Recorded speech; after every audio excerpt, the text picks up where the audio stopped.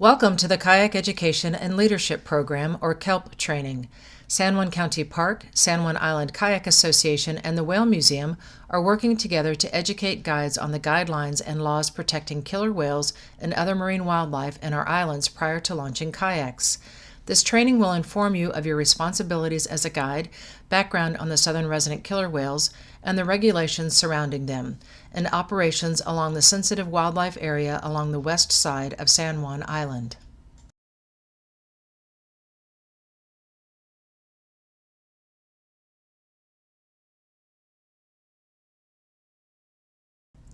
We will review each of these topics during this training.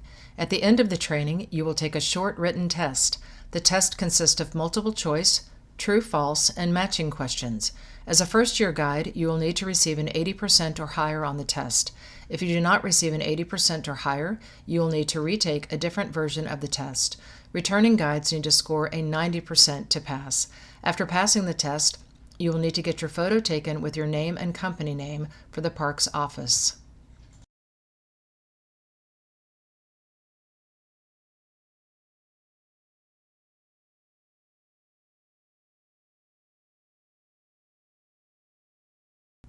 The main goal of the KELP training is to teach recreational and commercial kayakers about the kayak-specific guidelines and laws that were put into place to ensure everyone treats the marine stewardship area and the west side of San Juan Island with respect. As one can see from the photo, hundreds of kayaks can be on the water at any point in time. Learning to operate responsibly in the San Juan County Voluntary No-Go Zone is a secondary goal of the KELP training. Recreational kayakers and commercial kayak guides who have not gone through this training must go through the training at San Juan County Park. Recreational kayakers receive a tag that is placed 24 inches from the bow of their kayaks after they complete the training. Commercial kayak guides need to take the training through the Whale Museum. After the training, guides will have their photo taken and their name, photo, and company will be forwarded to San Juan County Park staff. In 2019, San Juan County Park is requiring guides to be KELP trained from May 24th through September 30th.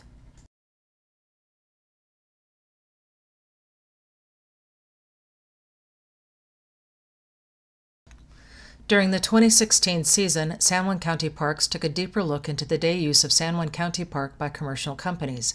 As a result, San Juan County Parks changed their day use policy that was approved by the San Juan County Council. Launching is limited to 20 people per hour when launching, excluding guides and assistant guides. You must sign in when you arrive. Failure to sign in may result in immediate suspension of the operator's use of San Juan County Park. You may only park in designated commercial parking. No commercial parking is allowed in public parking spaces.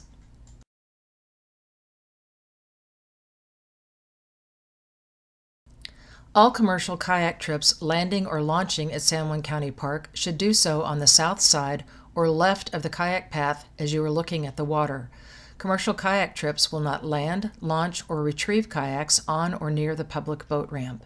The beach closest to the boat ramp and the boat ramp are for recreational use only.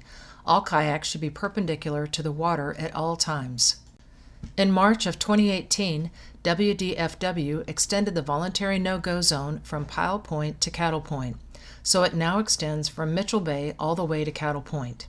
State and wildlife managers are asking anglers and boaters to avoid the indicated area along the west side of San Juan Island, where killer whales frequently forage and socialize. This action is needed to provide the whales with a quiet area to feed. For more information, visit WDFW's website. All marine mammals are federally protected from harassment or disturbance under the 1972 Marine Mammal Protection Act and the Canadian Fisheries Act. All vessels, including kayaks, should maintain a minimum distance of 100 yards from any marine mammal. Species that you'll see when out on the water include minke whales, Dall's porpoise, harbor seals, fin whales, elephant seals, Steller sea lions, California sea lions, and humpback whales. Paddling towards any of these marine mammals to a distance within 100 yards counts as harassment and disturbance under the Marine Mammal Protection Act. You and your guest could receive a ticket. A take under the Marine Mammal Protection Act is when any of the following occur: harassment, hunting, capture, or killing a marine mammal. Under the Endangered Species Act, a take is when harassment, direct harm, pursuing, hunting, shooting, wounding, killing, trapping, capturing, or collecting specimens of any endangered species occurs. The maximum penalty for violating the Marine Mammal Protection Act is $11,000. The maximum penalty for violating the Endangered Species Act is $32,500. These fines can be given out to the guide and each guest in violation of the laws. In Washington State, there are two levels of fines for violating the Washington State killer whales, $150 and $1,025. Washington State Fish and Wildlife are on the water with a killer whale specific staff as well as NOAA enforcement officers throughout the summer. Tickets were handed out last year. Kayaks and other human-powered vessels are a part of the regulations and can be ticketed.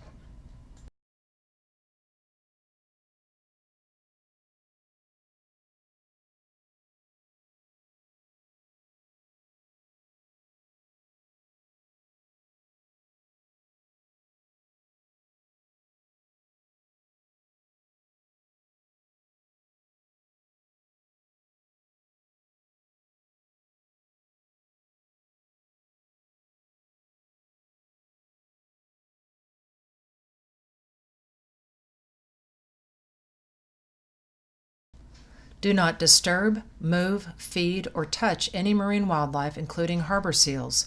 Harbor seals carry diseases that are harmful to humans. Avoid paddling near haulouts and resting sites. If you are unable to paddle 100 yards away, make sure you avoid seal pups. Don't create a lot of extra noise or splashes or sudden movements that will cause the harbor seals to flush or the birds to spook. Make sure to give the space that they need, especially during pupping season when mother seals are more protective. Seal pups are often left alone on the beach so that the mother can find food. This does not count as a stranded pup. Human interference with the seal pup will keep the mother seal from returning and providing the care that it needs to survive. If you find a marine mammal that is in distress, entangled, or has died, call the Whale Museum Stranding Network. Do your best to report the date, time, approximate location, description of the animal, including size and injury, and what condition it is in, and whether you were able to get photos.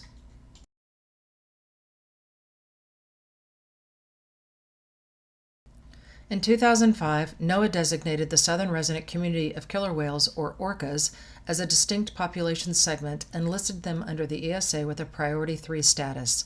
The Salish Sea, the inland waters of Washington State, was designated as southern resident critical habitat in 2006. Southern resident population declines were primarily due to live captures in the 1960s. There is still one southern resident in captivity at the Miami Seaquarium. Her name is Lolita, or Tokite. Currently, there are 76 individuals in the wild population. Last year, in 2018, this population was faced with 3 unique and high-profile mortalities. A large male cruiser, or L92, never returned from the winter. In the late summer, Tahlequah, or J35, carried her deceased calf for 17 days, and we lost a 4-year-old female, Scarlet, or J50, to emaciation and possible infection. The population can change at any time. Make sure you are up to date on the numbers of each pod. J-Pod currently has 22, L-Pod has 36 members, and K-Pod has 18. Potential threats to the southern resident killer whale population and the main reasons they were listed as endangered include decrease in prey availability, persistent toxins, vessels and sound disturbance, and oil spills. Fraser River Chinook salmon make up 80 to 85% of their diet. These salmon are listed as endangered in the U.S., but not in Canada, making their survival that much more complicated. Other threats include disease, fungal infections, live captures, and oil spills. Oil spills were included mainly because of what happened to the AT1 pod in Alaska after the Exxon Valdez spill. The oil spill basically caused them to breathe in oil, fumes, chemicals, etc., causing harm to their internal organs. The AT1 pod is listed as depleted under the MMPA and are of grave concern since there are no breeding age females in the pod.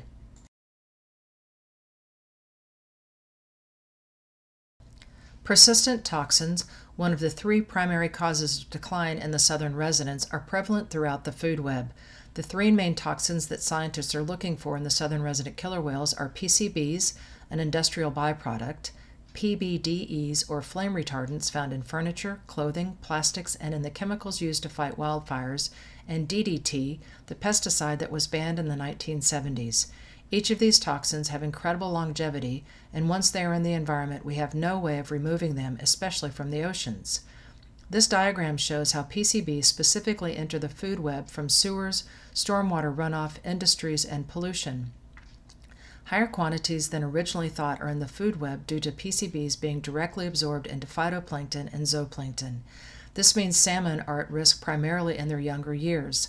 Higher quantities of toxins in Chinook have been shown to cause serious health problems, including slower growth rates, reduced immunity to disease, and altered hormone levels. This is the main food source for the southern residents, and is the same salmon most local fishermen catch. If toxins are changing hormone levels and growth rates in salmon, think what they can do to killer whales that consume 100 to 200 pounds of salmon a day. The killer whale is the largest member of the dolphin family. They have a worldwide distribution. There are three main ecotypes of killer whales: residents, transients, and offshores. These names are based on food preferences. Residents eat fish and feed mainly on salmon, herring, lingcod, or halibut. Residents have distinct languages among each community, such as northern versus southern residents, and even different dialects and calls between family groups or pods. Transient killer whales eat mammals and can be seen flushing harbor seals off of ice floes or the rocks, or beaching themselves for seals in Argentina. Here in the Sailor Sea, transient killer whales eat mainly harbor seals and harbor porpoise. They often travel in much smaller groups than residents and rarely vocalize. Offshore killer whales are just that. They are rarely seen anywhere except the open ocean and are commonly found in large groups of 100 to 300. They are known to eat sharks and fish and are more closely related to resident killer whales than transients. All three ecotypes of killer whales differ in their diet, social grouping, genetics, morphology, dialect, and culture, and can be found in the Pacific Ocean. Because of these differences, there is no communication, interaction, or mating between the ecotypes. Each whale is identified by a unique saddle patch, dorsal fin height and shape, and nicks and scratches. Their saddle patches are different on either side of the animal, and each saddle patch is as unique to that animal as our fingerprints are to us. For resident killer whales, both male and female whales stay with their mother for life. In the photo here, the large fin that you see is an adult male killer whale. The male fins can reach up to about 6 feet high, although fins in the southern resident community are typically shorter, so the male fins are just under 6 feet. An adult female's fin can get up to about 3 feet high. In general, southern residents have rounder dorsal fins and more open saddle patches than the transient killer whales. Open saddle patch means there is more black within the white area of the saddle patch, such as the whales on this slide. In 2019, Washington State implemented the most recent killer whales law for the inland waters of Washington State. This law applies to southern resident killer whales and is applicable to all types of vessels including motorboats, sailboats, kayaks, paddleboards, and canoes. The law states that it is unlawful to cause a vessel to approach in any manner any killer whale within 300 yards or position your vessel to be in the path or behind the killer whales within 400 yards. Kayaks were included in these laws based on research presented to NOAA showing that non-motorized vessels do indeed have an impact on killer whales and their behavior. All killer whale ecotypes in Washington State are protected under federal law restricting vessels to 200 yards. So keep in mind, if your kayak is within 200 yards of transient killer whales, you're in violation of the federal law and could receive a fine, whereas you need to remain 300 yards away from the southern residents. On the west side of San Juan Island near County Park, you are most likely to encounter southern residents, so always be more conservative and keep 300 yards away from killer whales. Distance can be hard to measure on or off the water. How does a person know if they are within 300 yards or 400 yards of killer whales, or even 100 yards of marine mammals? To help with this question, at San Juan County Park, there is a mock killer whale dorsal fin on the shoreline adjacent to the kayak launch path sign. The distance between the sign and the dorsal fin is 300 yards. One key way to remember that is if you are able to ID the killer whale from their saddle patch from your kayak, you are most likely closer than 300 yards. 300 yards is also the length of 3 Washington State ferries or 3 football fields, or the length of the Friday Harbor Pier.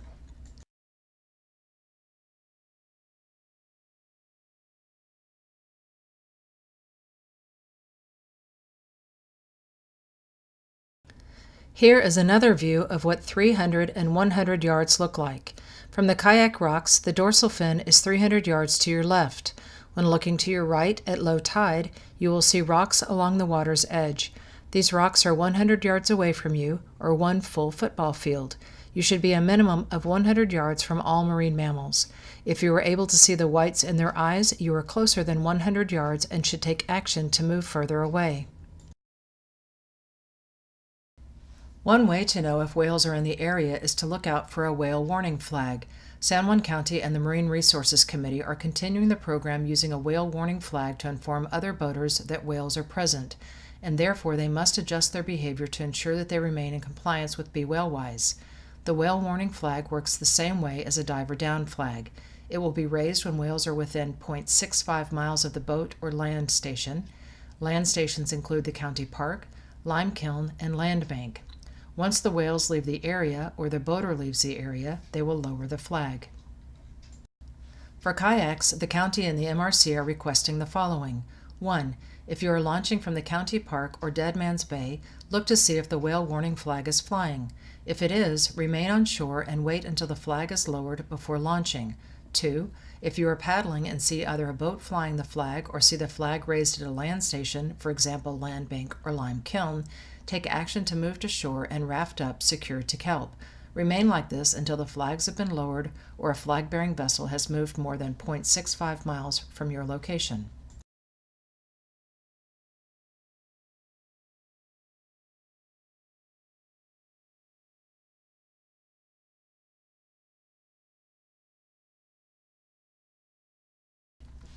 A take, disturbance, or harassment is determined by the behavior of the killer whale and what a vessel does to change that behavior. For instance, traveling killer whales hold a steady up-down pattern and maintain their direction of travel, usually in groups.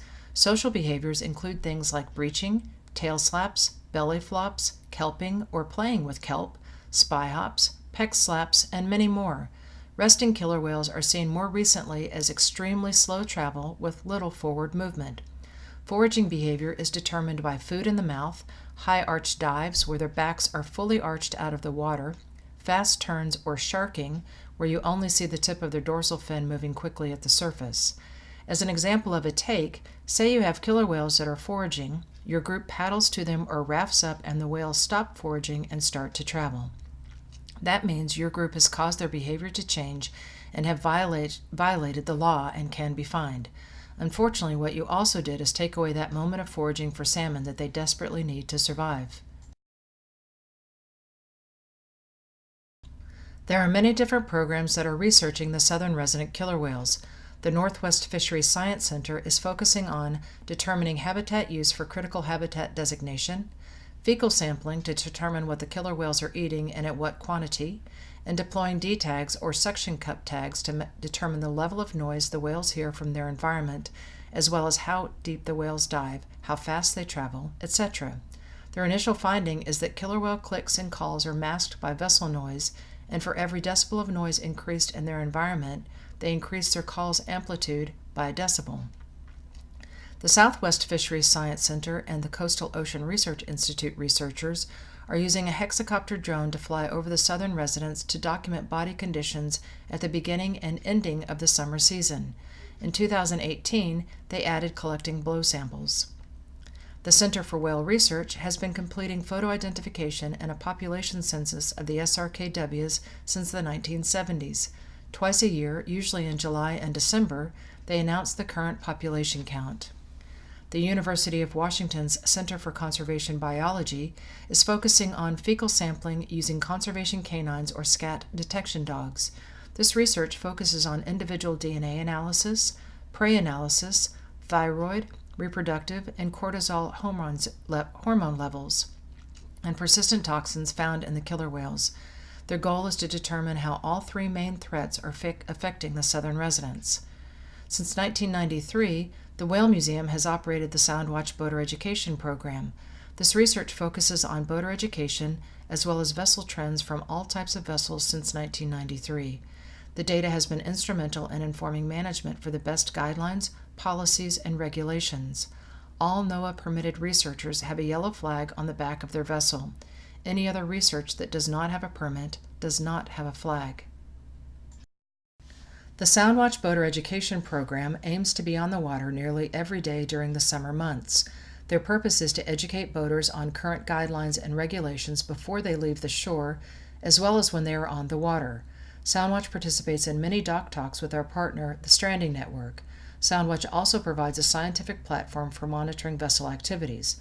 Soundwatch is assisted by trained volunteers following rigorous data recording protocols. We would welcome you to volunteer.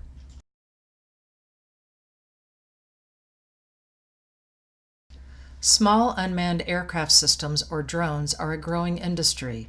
It is important to know the laws and guidelines if you're going to use them, especially around marine mammals and on the west side of San Juan Island. MMPA, ESA, and NOAA guidelines.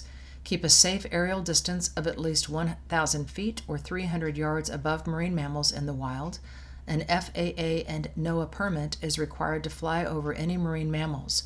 Drones are prohibited in national parks, Washington State parks, and in San Juan County parks, and drones are included in the Washington State killer whale laws. A violation will result in a ticket. Here are a few more regulations for drones as stipulated by the FAA. Drones must stay within visual line of sight of the remote pilot in command and manipulating the flight controls. Only use daylight operations. Maximum altitude is 400 feet above ground level. No operations from a moving vehicle, including kayaks or boats. And person operating small UAS must either hold a pilot airman certificate with small UAS rating or be under direct supervision of a person who does.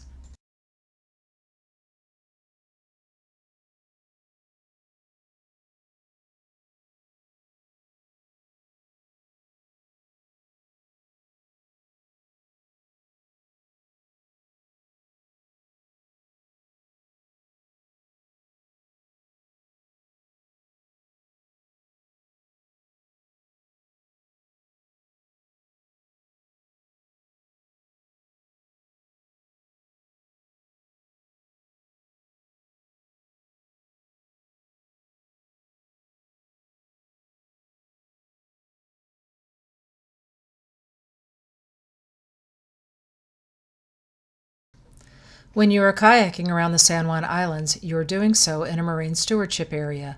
The MSA was designated by the Marine Resources Council of San Juan County in 2004. There are 5 main components of the MSA. The first one is the Whale Exclusion Zone. This is located on the west side of San Juan Island.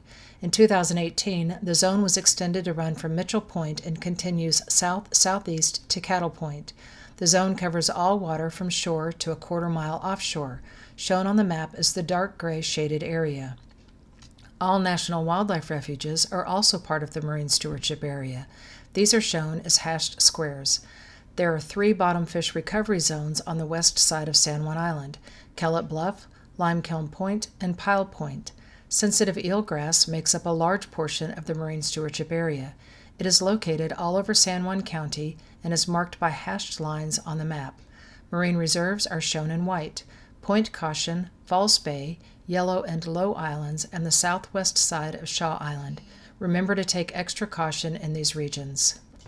This map looks more closely at the marine stewardship area and the regions you will encounter on the west side of San Juan Island. Marine reserves are protected through the UW for scientific research since 1923. Please make sure you respect the area. The species within the intertidal zone are most likely part of ongoing research. National refuges are part of a national network of lands and waters for the conservation, management, and, where appropriate, restoration of the fish, wildlife, and plant resources and their habitats within the United States for the benefit of present and future generations. All 3 bottom fish recovery zones were set up in the late 1990s. In 2009, MRC teamed up with WDFW on the Rockfish Recovery Plan. WDFW has implemented recreational depth and area restrictions and closed commercial fisheries that target rockfish or have a high potential to encounter them as bycatch. Descending devices are for rockfish with barotrauma. Barotrauma is when the swim bladder extends out the mouth of the rockfish because the fish is brought to the surface too quickly. Remember, the voluntary motorboat exclusion zone extends from shore to a quarter-mile offshore with a half 3-mile bubble around Limekiln Point State Park. The voluntary zone now extends from Mitchell Bay to Cattle Point.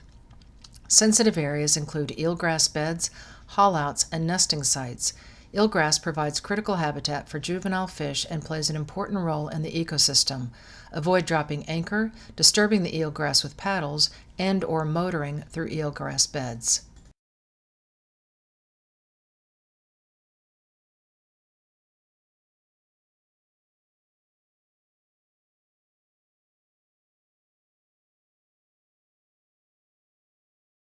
There are 83 national wildlife refuges in San Juan County. Avoid approaching within 200 yards of a national wildlife refuge to avoid disturbing haul-out areas for seals, sea lions, and/or seabird nesting sites whenever possible. No landings are permitted except at designated areas. Low Island off the shore at San Juan County Park is a national wildlife refuge. Travel close to the San Juan County Park shoreline, avoid rafting in the kelp beds, and remember to give the island plenty of space during your trips. At the request of San Juan County's Land Bank and in an effort to reduce the congestion at Dead Man's Bay Beach, all commercial kayakers, guides, or guests should only use the south or right side of Dead Man's Bay Beach. The remaining part of the beach is for recreational public use. Do your best to stagger arrival times on the beach, including varying lunch breaks. If there are a lot of kayaks already there, paddle your group around the bay and then head to the beach, or spend extra time looking in the tide pools. If yours is one of the groups on the beach, make sure you are courteous to the other groups out there. Make sure you limit the amount of time spent on the beach. If you have all of your guests and see a big group coming towards the beach, move your kayaks up further or get back in and paddle out. Remember to be respectful of the area. Every year, as part of a NOAA contract, Soundwatch and the Whale Museum look at the trends of whale watching. There has been an overall increase in the number of people whale watching, whether that is on land, in a boat, or in a kayak. In 2015 and 2016, it is estimated over 300,000 people visited Limekiln Point State Park. According to the sign-in sheets recorded by guides every time they launch a trip at San Juan County Park, commercial kayaking has been increasing since 2004, with over 10,000 people launching from San Juan County Park each summer. Part of the KELP collaboration is the Kayaker's Code of Conduct. In addition to the local, state, and federal laws and guidelines, there are additional kayaking guidelines that all commercial guides should follow. These guidelines were set up to further minimize the impact that kayaks could have on marine wildlife, especially killer whales. The San Juan Island Kayak Association states that commercial kayak tours shall follow all local, state, and federal laws and guidelines governing behavior around killer whales and other wildlife. Commercial kayak tours will not intentionally position themselves or paddle into the path of killer whales. When killer whales are approaching, commercial kayak tours will make their way to the nearest shore to avoid the potential path of killer whales, and when killer whales are present and at least 300 yards offshore, commercial kayak tours will operate within 100 yards of shore to avoid the potential path of killer whales. Kayaking around the San Juan Islands is very challenging. Water conditions vary with tide cycles, currents, wind strength, rain, etc. Before you head out on the water, make sure you have looked at the following items and know what your plan of action will be if something unexpected happens on the water. What are safety issues within your group that you should be aware of? How long is your trip? Are you departing on a 3-day outing? What is your complete route? What are accessible public areas outside of marine reserves and private land? What is the weather forecast for the day? When will the tides change? How does that affect your trip plan? Will you be paddling by protected wildlife areas such as national wildlife refuges? Are you confident you are aware of the laws and guidelines for the area?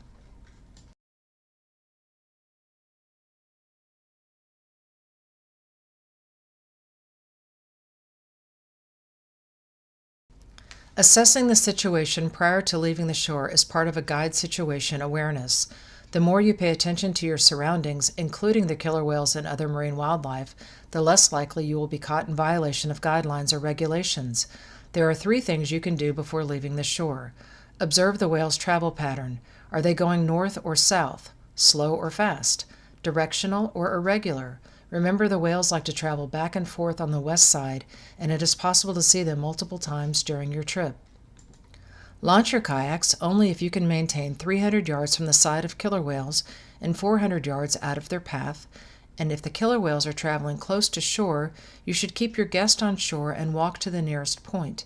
They will most likely have a better view of the whales than if you try to get everyone into their kayaks.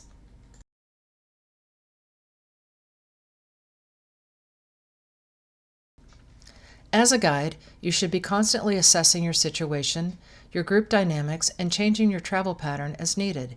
This means paying attention to where the whales are traveling and moving out of the way well before the whales are within 400 yards. There are 4 steps to do this. 1. Move as close to shore as you can. 2. Tuck into a cove and avoid stopping your group on headlands where currents are stronger. 3. Raft in a kelp bed if you can to help anchor your group in place. And 4. Wait to launch your kayaks if you are unable to stay out of the whale's path. The photos show how 2 different groups behaved around the whales. The top photo shows great planning by the trip guide. The group is rafted in a cove, anchored to kelp, and safely outside the state and federal laws. The bottom photo shows poor planning by the trip guide.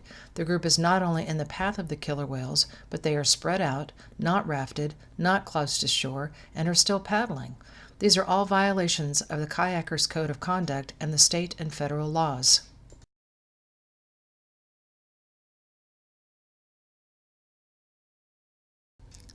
There are absolutely times when you can still paddle. If the whales are further than a quarter mile offshore, closer to the commercial vessels than they are to your group, continue your trip, but keep an eye out for single animals that may be traveling away from the group. If you find yourself out of compliance with the laws and regulations, you should do the following. Paddle out of the path of the whales if you are further than 400 yards away. If you fall within 400 yards away, raft up and stop paddling. This will reduce disturbance to the whales and probably give you and your guests a better view of the animals anyway. The water conditions, marine wildlife, and your guest will have you continually assessing your situation and adjusting your course as needed throughout your trip.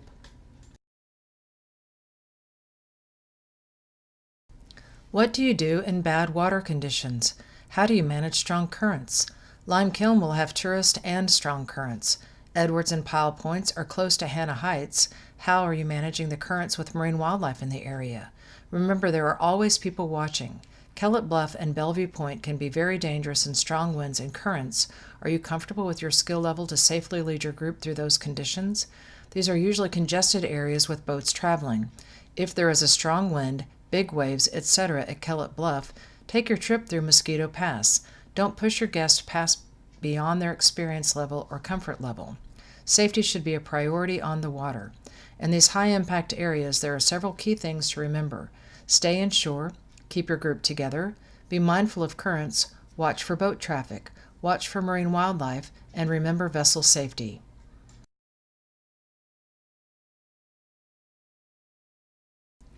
When you're on the water, this kelp training should prompt you to ask yourself a few questions. If I launch, can I stay more than 400 yards out of the path and at least 300 yards away from the whales? Should I wait and watch from shore? When I see whales and/or a line of boats approaching, do I need to adjust my position? Is our group too spread out? Can I get closer to shore? Where is a good cove to tuck into? Does it have a kelp bed I can paddle into and stay put? Have all the whales passed by? Can I paddle on?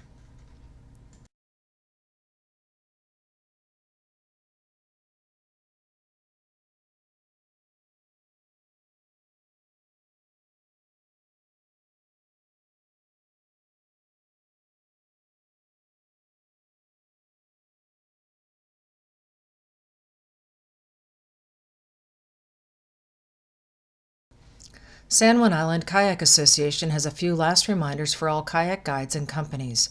When approaching wildlife areas, guides shall place themselves as the closest kayak to the wildlife to assure proper distances are maintained. All commercial kayak tours shall educate their guests on San Juan Island Kayak Association guidelines prior to launching, and San Juan Island Kayak Association member kayak companies are required to identify themselves as commercial kayaks by placing a sticker on the bow of the kayaks, no less than 24 inches from the bow. If companies are renting kayaks, all commercial stickers should be removed to ensure San Juan County Park, Soundwatch, and enforcement officers are aware that they are recreational paddlers. As a key launch for recreational kayakers, San Juan County Park has extended their permit system to assure that all recreational users, human-powered and motorized alike, are informed of the current laws and guidelines. The new recreational user's permit system is consistent with policy within the county code. Commercial permits have been in existence for a number of years and include terms that hold the guides of these tour companies accountable to a high professional standard. All trip guides and guests must complete County Parks approved Kayaker Code of Conduct training prior to launching from the park. There is possible permit revocation for companies that receive a warning or violation for activities related to marine mammals from an enforcement officer. Soundwatch is on the water throughout the summer months. If you have questions or concerns, please call the boat phone number or hail us on the radio. We monitor channels 16, 69, and 79. The boat phone number is 360-317-4464. On behalf of San Juan County Parks, San Juan Island Kayak Association, and the Whale Museum, we would like to thank you for participating in the KELP training. You are now ready to take the Kayak Education and Leadership Program test. As a first-year guide, you will need to receive an 80% or higher to be able to launch kayak trips from the San Juan County Park. If you do not receive an 80% or higher, you will be asked to retake the test. If you do receive an 80% or higher, your photo will be taken and sent to San Juan County Parks along with your name and company. All test results are immediately sent to Taylor Shedd at Soundwatch and Donna Wuthnow from San Juan County Parks. Good luck!